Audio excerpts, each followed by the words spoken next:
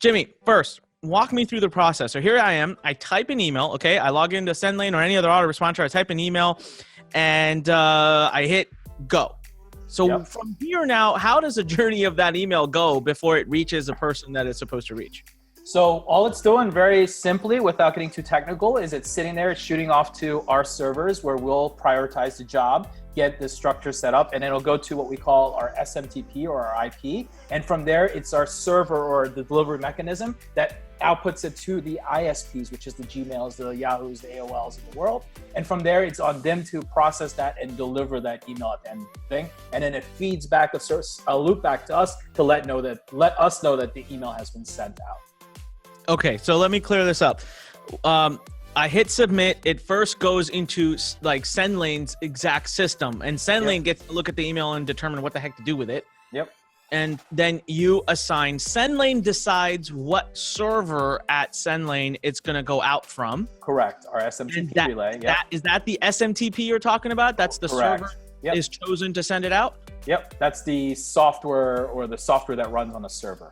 Is the SMTP, yes. Okay, but an IP address is assigned to the software? The IP address is assigned to the server. So it's like the SMTP is the software, the IP is the hardware identification number, if that makes sense. And then from there, those two things deploy to the ISP. So does it kind of like the software gets it first, and then the software kind of gives it to the IP address, which is the hardware, and then the hardware? The IP address is like your address, like your from address, like, if you send something a physical package, They're the two in the same, basically. Two in the same in their own way. They support each other.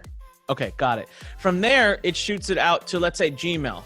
And so Gmail receives it at their big server farm they've got going on.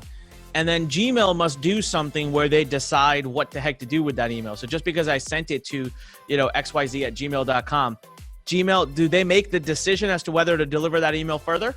Yeah, actually, it's interesting. So there's 3 different levels of how email gets delivered. So the first thing is obviously the IP reputation, right? The information from us that comes over, there's an immediate reputation that comes into place. Then they look at domain reputation of the sender, and then they look at the content of the sender, and then they all put them all together and check out how the user behavior in the past and the present has been, and then determine that information to be able to deploy that email.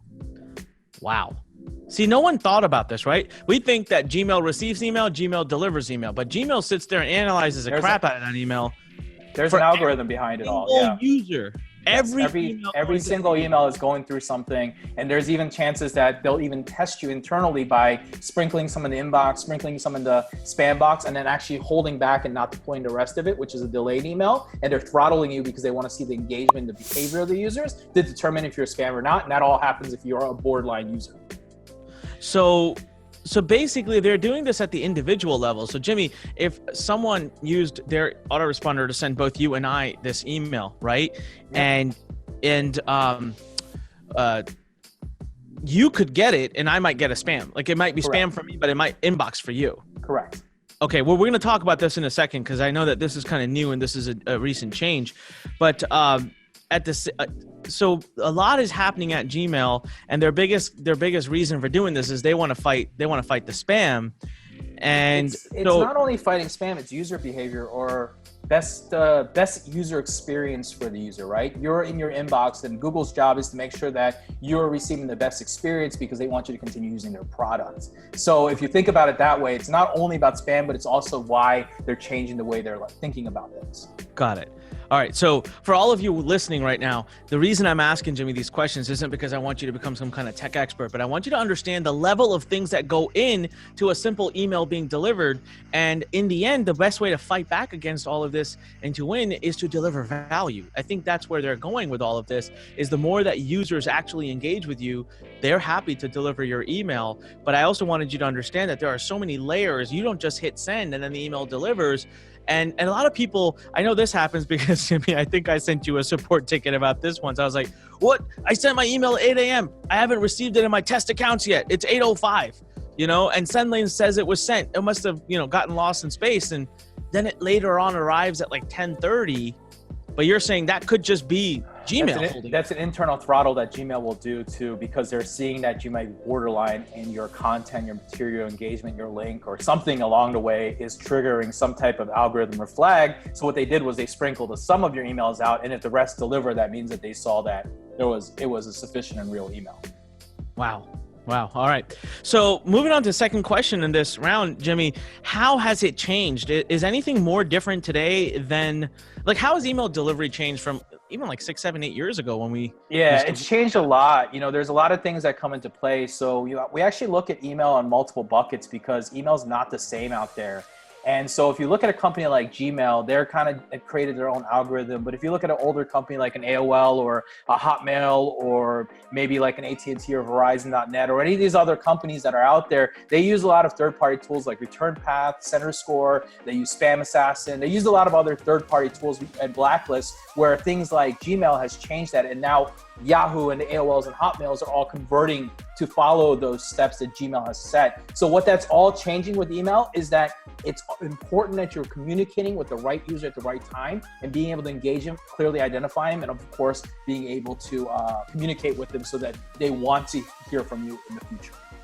Yeah, and in many ways, Jimmy, isn't one of the biggest changes the fact that what you were talking about earlier? You said it's individualistic now.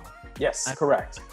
I think if your email was marked spam, it was spam for everybody. But now it's different by user, by email. It's nuts. Yep, correct. And it's all user experience driven. Yeah. And also, I think once you had told me about this whole copy and paste, this was new as well. We talked about this a year ago. So just to give everyone some background, I mean, I think we send about 1 million emails a day out of Sendlane system.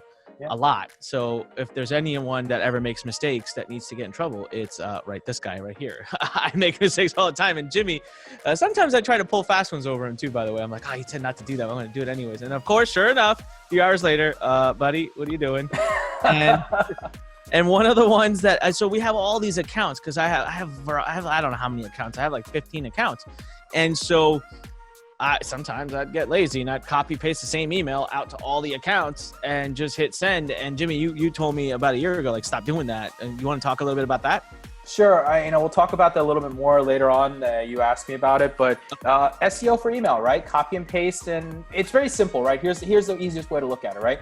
If you send an email of an exact copy, exact link, whatever it may be, and then 70 other people send that, what could that be? And let's just take layman's term if you don't really understand the business. It's spam, right? You got 70 people sending the same email. So why would that be any different, especially you're sending a one-person sender and you're sending 1 million emails out, right? It's the same idea. It doesn't matter if it's coming from one sender or not, which is where personalization and automations and workflow are so much more powerful, and that's why they engage so much better.